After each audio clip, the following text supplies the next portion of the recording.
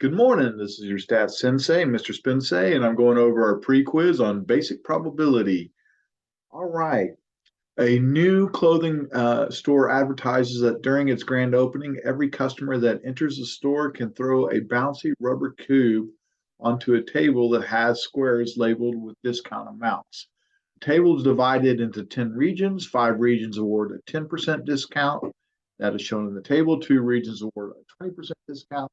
2 regions award a 30% discount, and the remaining awards a 50% discount. All right, one thing it doesn't specifically say, but we can assume that each throw is independent.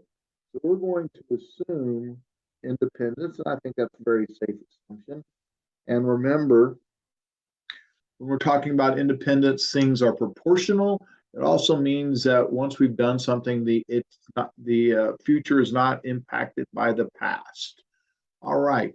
So the first question is, what's the probability that a customer gets more than a 20% discount? Make sure that you're looking at more. That means greater than a 20% discount. So the probability that our D or X or whatever you use, probability that our discount is greater than 0.2 equals, well, when is it greater than 0.2? Well, when it was 30% and when it was 50%. So 30% plus 50%. Now, hold on just a moment. I want to back up. And while this isn't required for this, I want to get into our addition principle. And the general addition rule is this: the probability of A union B equals the probability of A plus the probability of B minus the probability of A and B. All right. Well, these events are mutually exclusive because when I roll, I can only get a 30% or a 50%. Now, the general addition principle is always true every single time. That does not change. However, there's no overlap because they're mutually exclusive. So this actually equals 0. So we're subtracting 0 and it has no effect. That's why it's not shown here. But what we really have is the 2/10 plus 1/10 minus the 0. So in this case, we end up with 0.30, and this is all the work that needed to be shown was right here. The next thing is, what's the probability that a customer gets less than a 20% discount? The probability that D is less than 0.20. Well, the only thing less than 20% on this was 10%. And once again, these are mutually exclusive events, so we can add them directly. We don't have to worry about any intersection. So we have 1/10 plus 1/10, and we have that 5 times, so we end up with 0.50. And this would be the work that you would show. You couldn't just write 5/10. All right. What's the probability the first 2 customers both get a 50% discount? Well, this is where what we said earlier was really important. We mentioned independence. In independence, we have the probability of A times the probability of B equals the probability of A and B. All right. So in this particular case, the probability of getting a 50% winner was 1 out of the 10. So 1/10 times 1/10 equals 1/100th or 0.01. And this would be the work that would need to be shown along with the answer. All right, the next one, what's the probability that none of the first 3 customers get more than a 30% discount? All right, so key word there is more than a 30% discount. So we can include 30% because we were looking for the probability that D is less than or equal to 30%. And that happened. The only time it didn't happen is if you got the 50%. So it happened 9 out of 10 times. And so 9/10 times 9/10 times 9/10. And this would be our work shown. And once again, because they were independent, we could multiply them directly. What is the probability that the first customer to win a 30% discount is the 6th customer that enters the store? Well, that means we're not 30 and not 30 and not 30 and not 30. Well, what was the probability of getting a 30% discount? Well, we had 2 of them. So 2 out of 10. So not 30 is 8 out of 10. And then 2 out of 10 for those who did get it. So we have 8/10 8/10, 8/10, 8/10, 8/10 by 2/10, because this is a not 30, not 30, not 30, not 30, not 30, and then this is the probability of getting 30. And again, they're independent, so we can multiply them directly. Finally, we have what's the probability that there's at least one customer to win a 50% discount among the first 5 customers in the store.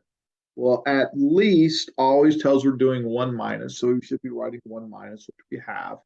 What we're interested in is a 50% discount. Well, the probability of winning a 50% discount was 1 out of 10.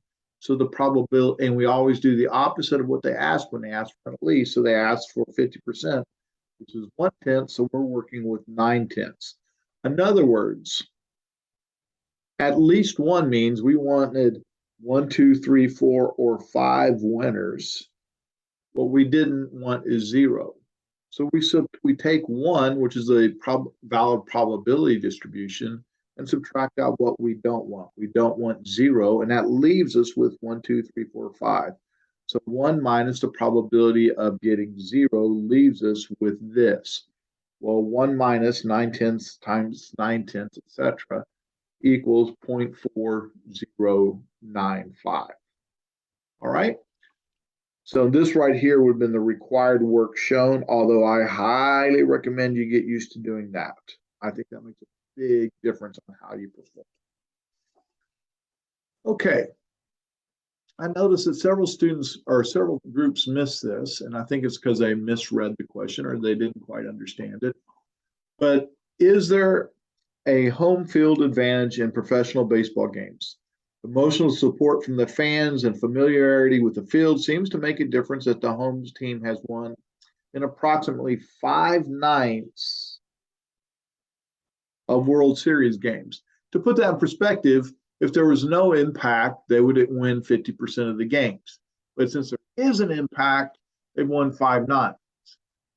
Assuming this probability is constant and games are independent, okay, that's very important, because once they tell us they're independent, we can use the multiplication rule. If the home team wins the first game, what's the probability that the home team also wins the next 2? They say if the home team has won the first game.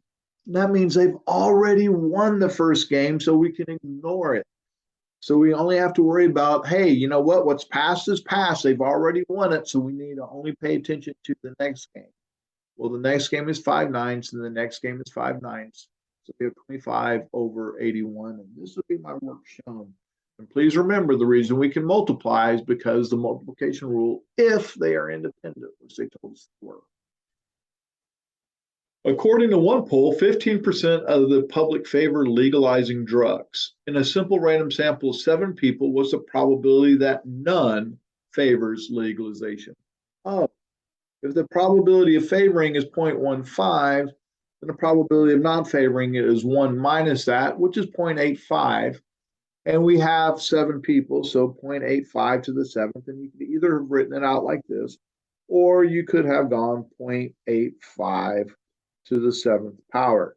This or this would have satisfied for work shown. All right. There are 2 games involving flipping a fair coin. In the first game, you win a prize if you can throw between 45 and 50% heads. In the second game, you win if you can throw more than 60% heads. For each game, would you rather flip the coin 30 times or 300 times? Now, here's what I need you to consider. If you flip a fair coin, you expect to get heads 50% of the time. So for the first game, I would want to flip the coin 300 times because the theoretical probability is 50%, which lies within the interval 45 to 50%, 55%. And by the law of large numbers, I know that the more times I flip the coin, the closer the experimental probability will be to the theoretical probability, because the variation in the estimate of the proportion of heads decreases as the sample size increases. All right. This is really important. By the law of large numbers, I know the more times I flip the coin, the closer the experimental probability will be to the theoretical, because the variation of the estimate of heads decreases. All right. for the part two. For the second game, I would want to flip the coin 30 times because theoretical probability is 50%. And by law of large numbers, I know that the more I flip the coin, the closer the experimental will be to the theoretical, because the variation in the estimate of the proportion of heads decreases as the sample size increases. This is what I really cared about. All right. That that sentence, by law of large numbers. Now, in this case, it was a proportion of heads. It could have been the mean or whatever we're talking about, but here it was a proportion of heads. I need 60% more heads, which is not close to the theoretical, so I'd want to flip the coin as few as times as possible. This sentence stem is one that you probably need to start adopting, all right? Although we don't know whether it's going to be the proportion, and we certainly don't know whether it's heads, okay? All right, a company bids on 3 independent contracts with a probability of winning the contracts of 0.1, 0.25, and 0.3. What's the probability of winning at least one? Oh, at least. That tells me I'm working with the 1 minus concept. All right. So I want to win either 1, 2, or 3. So what I'm not hoping is I don't want the 1 minus the probability of winning 0. All right. This is the probability of winning, and that's what they were asking about. So I need to work with the probability of not winning, because remember, it's always 1 minus the thing that they're not asking about.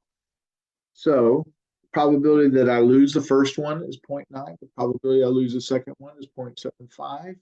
The probability I lose the third one is 0.7, and that's because 1 minus 0.1, 0.9, 1 minus 0.2, 0.75, and 1 minus 0.3 is 0.70. So 1 minus the probability of I'm losing all of them. Because this is the probability that I lose all 3. So 1 minus that gives me the probability of winning at least 1. All right. Please always remember, with the at least problems, it's going to be 1 minus. All right. Thanks for watching. Hope to see you on the next one.